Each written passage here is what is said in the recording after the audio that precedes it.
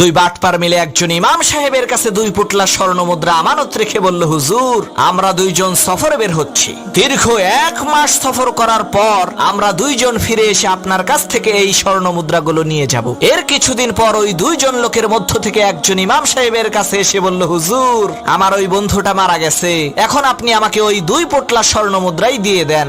অনেক জোরাজুরি করার কারণে ইমাম সাহেব নিরুপায় হয়ে ওই 2 পুটলা স্বর্ণ মুদ্রাই লোকটিকে দিয়ে দিল। পরের দিন অন্য লোকটি এসে বলল, হুজুর, আমার স্বর্ণ মুদ্রা আমাকে ফিরিয়ে দেন। তখন ইমাম সাহেব বলল, ভাই, গতকালকে তোমার বন্ধু এসে তোমার মৃত্যুর সংবাদ শুনিয়ে আমার কাছ থেকে 2 পুটলা স্বর্ণ মুদ্রাই নিয়ে গেছে। তখন সেই লোকটি বলল, হুজুর, অত কথা আমি বুঝি না, আমার স্বর্ণ মুদ্রা আমাকে ফিরিয়ে দেন। তখন হুজুর বুদ্ধি করে বলল, ভাই, কথা ছিল আপনারা 2 বন্ধু একসাথে আসবেন, একা এসেছেন কেন? আগে আপনার বন্ধুকে নিয়ে আসেন, তাহলেই আপনার স্বর্ণ মুদ্রা ফিরিয়ে দেব। প্রায় 1000 বছর আগে মিশরের বিখ্যাত একজন আল্লাহওয়ালা শায়েখ আবু আব্দুল্লাহ জাজুলি রহমাতুল্লাহি আলাই একদিন সফরে বের হয়েছে। পথিমধ্যে নামাজে রক্ত হয়ে গেল। এখন ওযু করার জন্য তো পানির প্রয়োজন। পানি যদি না পাওয়া যায় তাহলে তায়াম্মুম করার বিধান আছে, কিন্তু প্রথমে পানি তো খুঁজতে হবে। তো আবু আব্দুল্লাহ জাজুলি রহমাতুল্লাহি আলাই তিনি পানি খুঁজতে আরম্ভ করলেন। খুঁজতে খুঁজতে তিনি একটা কূপ পেলেন। সেই কূপের মধ্যে চেয়ে দেখলেন কূপের নিচে টলটলা পরিষ্কার পানি আছে, কিন্তু দুঃখের বিষয় সেই কূপের আশেপাশে কোনো বালতি নেই। তখন আবু আব্দুল্লাহ জাজুলি দেখতে পান ওই কুয়া থেকে একটু দূরেই একটা ঘর রয়েছে, আর সেই ঘরের ছাদের উপরে ছোট একটা বাচ্চা মেয়ে খেলা করছে। তখন তিনি ওই বাচ্চা মেয়েকে ডেকে বললেন, মাগো, নামাজে রক্ত হয়ে গেছে, আমি একটু ওযু করে নামাজ পড়বো। এই কুয়ার আশেপাশে কোনো বালতি দেখতে পাচ্ছি না, তোমাদের ঘরে কি কোনো বালতি আছে নাকি? আমাকে একটু দাও, আমি কুয়া থেকে পানি উঠিয়ে ওযু করব। তখন সেই মেয়ে জিজ্ঞেস করলো, মানা আনতা আইয়ুহাল মুসাফির, হে পথিক, আপনি কে? আপনার পরিচয় কি? তখন তিনি পরিচয় দিয়ে বললেন, আমি হচ্ছি আবু আব্দুল্লাহ জাজুলি। মেয়েটি তখন বলল, হায় আফসোস, আপনি হচ্ছেন আরবের সবচাইতে নামকরা বিখ্যাত শায়েখ। আরবের প্রত্যেকটা মানুষই আপনাকে চেনে।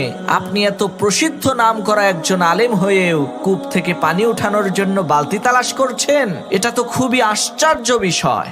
মেয়েটির এই কথা শুনে আবু আব্দুল্লাহ জাজুলি খুবই অবাক হয়ে মেয়েটিকে বললেন, মা, বালতি ছাড়া কূপ থেকে পানি উঠাবো কি করে, তুমি বলো তো দেখি। এই কথা শুনে মেয়েটি ওই কূপের মধ্যে থুতু মেরে দিল, আর সাথে সাথে আল্লাহ তাআলার কুদরতে ওই কূপের পানি উতলে উপরের দিকে উঠা শুরু করে দিল।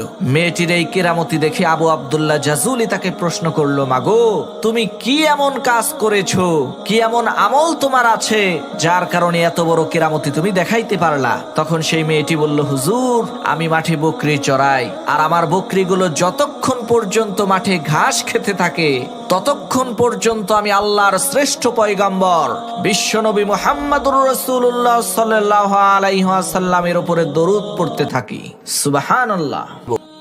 বাদশাহ সফরে বের হয়ে দেখতে পেলেন একজন রাখাল হেঁটে আসছে, আর তার পেছনে অনেকগুলো ছাগল সারিবদ্ধ হয়ে লাইন ধরে খুবই সুশৃঙ্খল ভাবে হেঁটে আসছে। এই দৃশ্য দেখে বাদশাহ খুবই আশ্চর্য হয়ে সেই রাখালকে জিজ্ঞেস করলেন, কি ব্যাপার, এই অসভ্য ছাগলগুলোকে তুমি সভ্য বানাইছো কেমনে? তারা কেউ ছুটে পালিয়ে যাচ্ছে না, কি সুন্দর লাইন ধরে হেঁটে আসছে।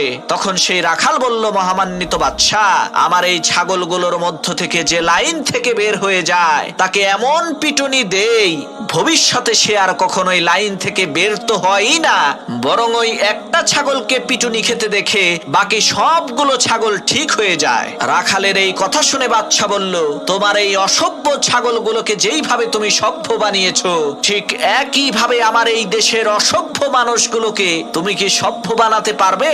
রাখাল বলল, হ্যাঁ পারবো।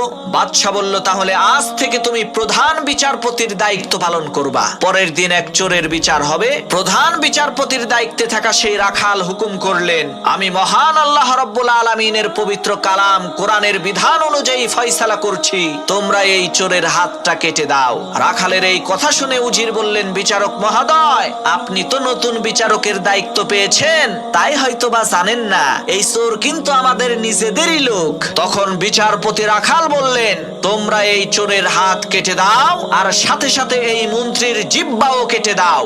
রাখালের এই একটা ফয়সালা কার্যক্রম হওয়ার কারণে দেশের মধ্যে শান্তি চলে আসলো।